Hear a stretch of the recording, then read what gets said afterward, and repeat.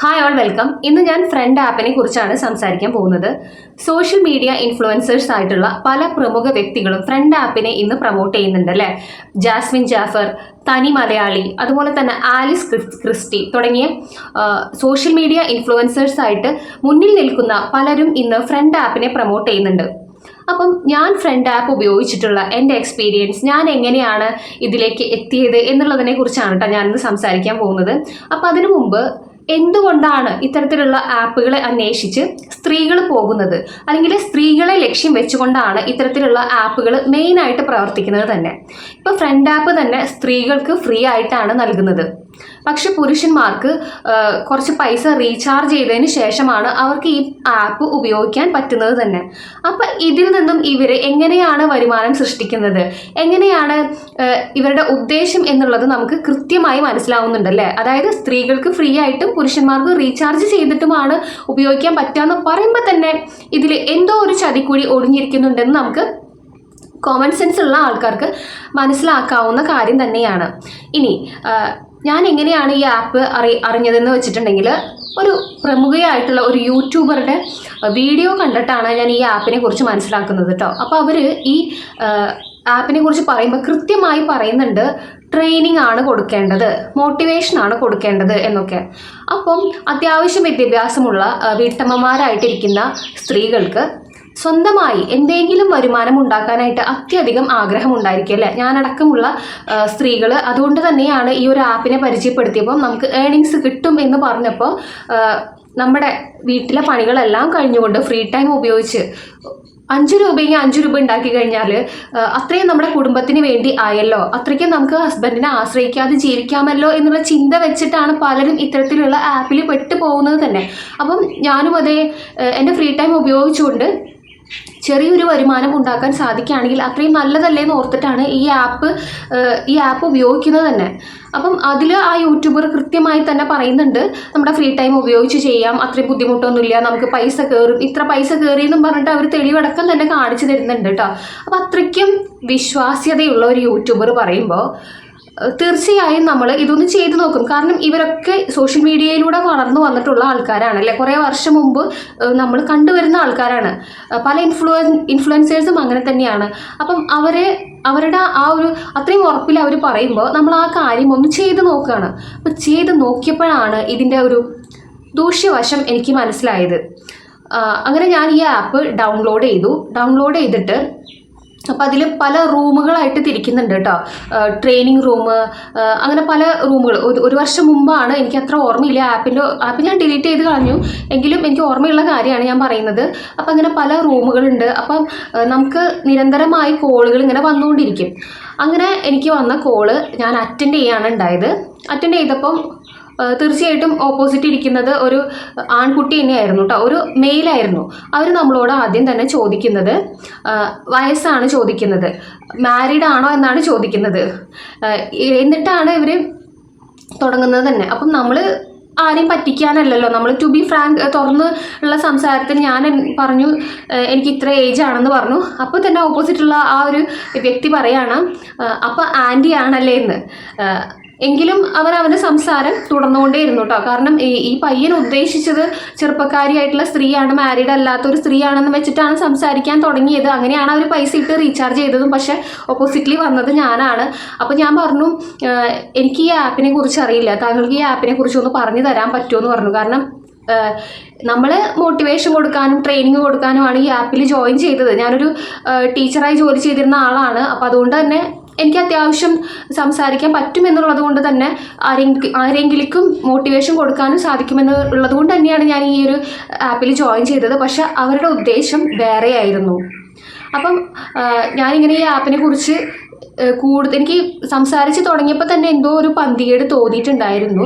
എങ്കിലും നമ്മൾ പിടിച്ചു നിന്നു, എന്താണ് ഈ ആപ്പ് എന്നതിനെ കുറിച്ച് അറിഞ്ഞതിന് ശേഷം നമുക്ക് തുടരാമല്ലോ എന്ന് കരുതിയിട്ടാണ്. അപ്പം ആ പയ്യൻ പിന്നെ നമ്മുടെ സംസാരത്തിലുള്ള ആ ഒരു സത്യസന്ധത കൊണ്ടാണോ, ഇത് തെറ്റായ രീതിയിലേക്ക് മുന്നോട്ട് കൊണ്ടുപോകാൻ സാധിക്കില്ല എന്നറിഞ്ഞത് കൊണ്ടാണോ, അവർ ഈ ആപ്പിനെ കുറിച്ച് എനിക്ക് കൃത്യമായി തന്നെ കാര്യങ്ങൾ പറഞ്ഞു തന്നു. ചേച്ചി എത്തിപ്പെട്ടത് ശരിയായിട്ടുള്ളൊരു സ്ഥലത്തല്ല, ചേച്ചി എത്രയും പെട്ടെന്ന് തന്നെ ഇത് ഡിലീറ്റ് ചെയ്ത് പൊക്കോളൂ, ഈ ആപ്പ് ഡിലീറ്റ് ചെയ്ത് പൊക്കോളൂ, ഇതിൻ്റെ കാര്യങ്ങൾ ഇങ്ങനെയൊക്കെയാണ് എന്ന് ആ കുട്ടി, ആ ഒരു പയ്യൻ എന്നോട് പറഞ്ഞു തന്നു.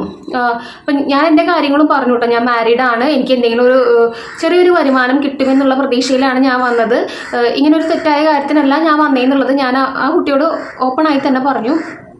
അങ്ങനെ ആ കുട്ടിക്കും മനസ്സിലായി. നമ്മുടെ ടോക്ക് വഴി തിരിച്ചു വിടാനുള്ള രീതിയിലൊന്നും ഞാൻ ആ കുട്ടിയോട് സംസാരിച്ചിട്ടില്ല. അപ്പോൾ അതുകൊണ്ട് തന്നെ നമ്മുടെ ഒരു അവസ്ഥ മനസ്സിലായതുകൊണ്ട് എന്നെ ഇങ്ങനെ ഉപദേശിച്ചു, ചേച്ചി പൊക്കോളൂ, ചേച്ചിക്ക് പറ്റിയൊരു ഇടമല്ല ഇത് എന്ന് പറഞ്ഞിട്ട് സംസാരിച്ചു. അങ്ങനെ ആ ടോക്ക് അവിടെ തീർന്നപ്പോൾ എനിക്ക് പൈസ കയറിയിട്ടുണ്ടായിരുന്നു കേട്ടോ. 5-10 രൂപ എനിക്ക് അപ്പോൾ തന്നെ കയറിയിട്ടുണ്ടായിരുന്നു. അപ്പോൾ ഓഫ് കോഴ്സ് പണത്തിന് ആക്രാന്തമുള്ള ഒരാളാണെന്നുണ്ടെങ്കിൽ, ആക്രാന്തമല്ല, അത്യാവശ്യമുള്ള ഒരാളാണെന്നുണ്ടെങ്കിൽ തീർച്ചയായും ഈ ആപ്പിൽ പെട്ടുപോകും. കാരണം ഒരു 5-10 മിനിറ്റ് സംസാരിക്കുമ്പോൾ നമുക്ക് 10 രൂപ കയറുകയാണല്ലേ. ഇത്ര പെട്ടെന്ന് വരുമാനം കിട്ടുന്ന വേറെ ഏത് മാർഗ്ഗമാണുള്ളത്? അപ്പോൾ ഇതുപോലെ ഈ ഒരു കോള് ഞാൻ എൻഡ് ചെയ്തപ്പോഴേക്കും എനിക്ക് അടുത്ത കോള് വരുന്നുണ്ട്. അപ്പം ഇങ്ങനെ നിരന്തരമായി കോള് വന്നുകൊണ്ടിരിക്കുകയാണ്. അപ്പോൾ ഈ സംസാരം നമുക്ക് എത്ര മണിക്കൂർ വേണമെങ്കിലും നീട്ടിക്കൊണ്ടു പോകാം. അപ്പം അങ്ങനെ മണിക്കൂറുകൾ നീട്ടിക്കൊണ്ടു പോകുന്നതിനനുസരിച്ച് നമുക്ക് അത്രയ്ക്കും പണം കയറുകയാണ് ചെയ്യുന്നത്. അപ്പോൾ ഇത് എൻ്റെ ഒരു അനുഭവമാണ് കേട്ടോ. ഇതിൽ എത്രത്തോളം ഇത് കുറേ നാൾ ഉപയോഗിച്ച ആൾക്കാരുടെ എക്സ്പീരിയൻസ് അല്ല, ഞാൻ ഒരേ ഒരു ദിവസം മാത്രമാണ് ഞാൻ ഈ ഒരു ആപ്പ് ഉപയോഗിച്ചിട്ടുള്ളൂ. അപ്പം എനിക്ക് അത്യാവശ്യം പണത്തിനേക്കാളും ഉപരി ഞാൻ കുറച്ച് മൂല്യങ്ങൾക്കൊക്കെ പ്രാധാന്യം കൊടുക്കുന്നത് കൊണ്ട് തന്നെ ഞാൻ ഈ ആപ്പ് അന്നേ ദിവസം തന്നെ ഡിലീറ്റ് ചെയ്തു. ഒരു കോളും കൂടി ഞാൻ അറ്റൻഡ് ചെയ്തു കേട്ടോ. ഇത് തന്നെയാണോ ഉദ്ദേശം എന്ന് അറിയാൻ വേണ്ടിയിട്ട് ഞാൻ അടുത്ത കോളും അറ്റൻഡ് ചെയ്തു. അപ്പോൾ അത് ഭയങ്കര തമാശയായിട്ട് എനിക്ക് തോന്നി. ഒരു ടാക്സി ഡ്രൈവറോ മറ്റോ ആയിരുന്നു. നിസാര പൈസയ്ക്കാണ് അയാൾ റീചാർജ് ചെയ്ത് വന്നത്. അപ്പോൾ അയാൾക്ക് ഭാര്യയുണ്ട്, 3 മക്കളുണ്ട്, എന്നിട്ടും സമാധാനത്തിന് വേണ്ടിയിട്ടാണ് അയാൾ ഈ ഒരു ആപ്പിൽ കയറിയെന്ന് പറഞ്ഞപ്പം ഞാൻ ശരിക്കും പറഞ്ഞാൽ ഭയങ്കര ഷോക്കായി പോയിട്ടോ.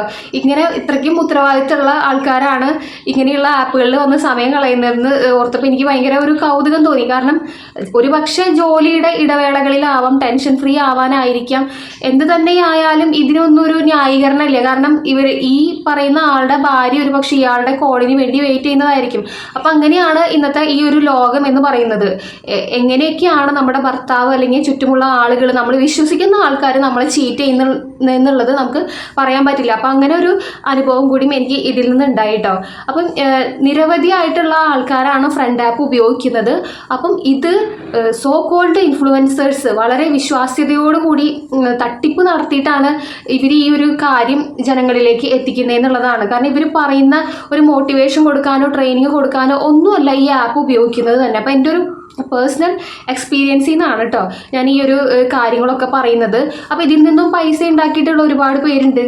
കാരണം പല സ്ത്രീകൾക്കായാലും കുഞ്ഞുങ്ങളെ നോക്കണം, കുടുംബം നോക്കണം, ഇതിനൊക്കെ പുറമെ നല്ല വിദ്യാഭ്യാസമുള്ള സ്ത്രീകളായിരിക്കും. അവർക്ക് പുറത്ത് പോയി ജോലി ചെയ്യാൻ സാധിക്കില്ല. അവരുടെ അവസ്ഥയാണത്. ഒരു 5-10 രൂപയ്ക്ക് വേണ്ടി ഭർത്താവിൻ്റെ കാലും പിടിച്ച് നിൽക്കേണ്ട പല സ്ത്രീകളുണ്ട്. അപ്പോൾ അവരൊക്കെ ചിന്തിക്കുന്ന കാര്യം, നമുക്കൊരു വില ഉണ്ടാവണമെങ്കിൽ തീർച്ചയായിട്ടും പൈസ വേണം, പൈസ ഇല്ലാണ്ട് ജീവിക്കാൻ പറ്റില്ലല്ലോ. അപ്പം ഇങ്ങനെയൊക്കെ ചെയ്ത് കഴിഞ്ഞിട്ടുണ്ടെങ്കിൽ ആരും അറിയില്ലല്ലോ എന്നുള്ളൊരു ധാരണയാണ്. ഒരിക്കലും ഇല്ല കേട്ടോ. നമ്മൾ തെറ്റായ മാർഗത്തിലൂടെ പണം സമ്പാദിച്ചിട്ടുണ്ടെങ്കിൽ ഇന്നല്ലെങ്കിൽ നാളെ നമ്മൾ അതിന് ഒരു കണക്ക് അറ്റ്ലീസ്റ്റ് ദൈവത്തിൻ്റെ കോടതിയിലെങ്കിലും നമ്മൾ പറയേണ്ടി വരും.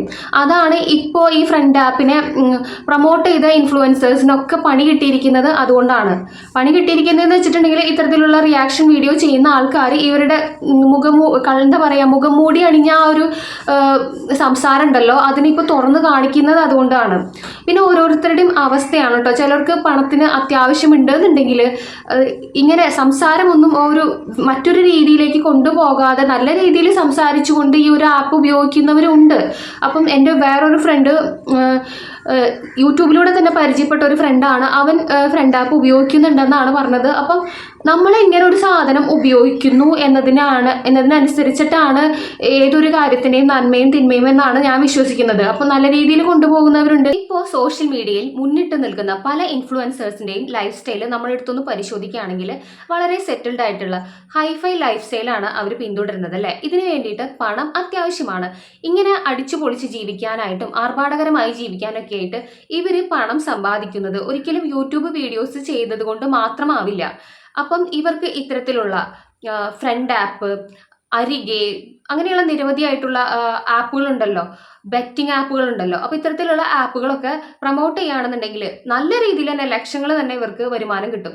അപ്പം ഒരിക്കലും നല്ല രീതിയിൽ ജീവിച്ച ആൾക്കാർ പെട്ടെന്ന് തന്നെ ഒരു മോശമായ രീതിയിലേക്ക് ജീവിക്കാനായിട്ട്, അല്ലെങ്കിൽ ഇത്രയും നാൾ പിന്തുടർന്ന ഒരു ലൈഫ് സ്റ്റൈലിൽ നിന്നും കുറച്ച് താന്നു കഴിഞ്ഞിട്ടുണ്ടെങ്കിൽ അവർക്ക് ജീവിക്കാനായിട്ട് പ്രയാസം ഉണ്ടായിരിക്കുമല്ലോ. അപ്പം അങ്ങനെ അവരുടെ ലൈഫ് സ്റ്റൈൽ മെയിൻറ്റെയിൻ ചെയ്യാൻ വേണ്ടിയിട്ടായിരിക്കും, ഒരു പക്ഷെ പണം ഉണ്ടാക്കാൻ തന്നെയായിരിക്കും അവർ ഇത്തരത്തിലുള്ള ആപ്പുകൾ പ്രൊമോട്ട് ചെയ്യുന്നത്. പണം കിട്ടിക്കൊണ്ടിരുന്ന ആൾക്കാർ ഒരിക്കലും ഇത് കിട്ടാണ്ടിരിക്കുന്ന ഒരവസ്ഥയിൽ അറിഞ്ഞോ അറിയാതെയോ വീണ്ടും വീണ്ടും അവർ ഇത്തരത്തിലുള്ള ആപ്പുകളൊക്കെ പ്രൊമോട്ട് ചെയ്യാനായിട്ട് നിർബന്ധിതരാവാണ്. ഞാൻ പറഞ്ഞു വന്നത് അവരുടെ ലൈഫ് സ്റ്റൈൽ മെയിൻറ്റെയിൻ ചെയ്യാൻ വേണ്ടിയിട്ട് ചെയ്യുന്ന കാര്യങ്ങളാണ്. അപ്പോൾ ഇന്നത്തെ ഒരു സമൂഹം നമ്മളെടുത്തൊന്ന് പരിശോധിക്കുകയാണെങ്കിൽ എവിടെയും മൂല്യങ്ങളോട് കൂടി ജീവിക്കുന്ന ആൾക്കാർ വളരെ കുറവാണല്ലേ. അപ്പം നമ്മളാണ് ചിന്തിക്കേണ്ടത് നമ്മൾ ആരെ വിശ്വസിക്കണം എന്നുള്ളത്. എല്ലാ ഇൻഫ്ലുവൻസേഴ്സും പറയുന്ന കാര്യങ്ങൾ വിശ്വസിച്ച് ഒന്നിലും ചാടി പോയി പണം കളയല്ലേ. ഇപ്പം ആ ഒരു മല്ലു ഫാമിലിയിലെ സുജിൻ എന്ന് പറയുന്ന വ്യക്തിയൊക്കെ, അവനൊക്കെ മറ്റുള്ള പാവപ്പെട്ട ആൾക്കാരുടെ എത്രത്തോളം പൈസയാണല്ലേ ഈ ബെറ്റിംഗ് ആപ്പിലൂടെയൊക്കെ കൊണ്ട് നശിപ്പിച്ച് കളയുന്നത്. ഇപ്പോൾ 10 പേര് ആപ്പിൽ ജോയിൻ ചെയ്തിട്ടുണ്ടെങ്കിൽ അതിൽ 3-4 ആൾക്കാണ് പൈസ കിട്ടുന്നത് തന്നെ. അതിൽ 7-8 പേർക്ക് പൈസ പോയിട്ടാണ് ഇവർക്ക് പണം കിട്ടുന്നത് എന്ന് ഞാൻ മനസ്സിലാക്കിയ കാര്യമാണ് കേട്ടോ. അപ്പം അങ്ങനെയാണ് ഇന്നത്തെ ഒരു ലോകം എന്ന് പറയുന്നത്. അപ്പം ഇൻഫ്ലുവൻസേഴ്സിനെയൊക്കെ ആലോചിച്ചുകൊണ്ട്, നമ്മൾ യുക്തിപരമായി ചിന്തിച്ചുകൊണ്ട്, വിവേക ബുദ്ധിയോടുകൂടി ചിന്തിച്ചുകൊണ്ടാണ് നമ്മൾ ഒരു തീരുമാനം എടുക്കേണ്ടത്.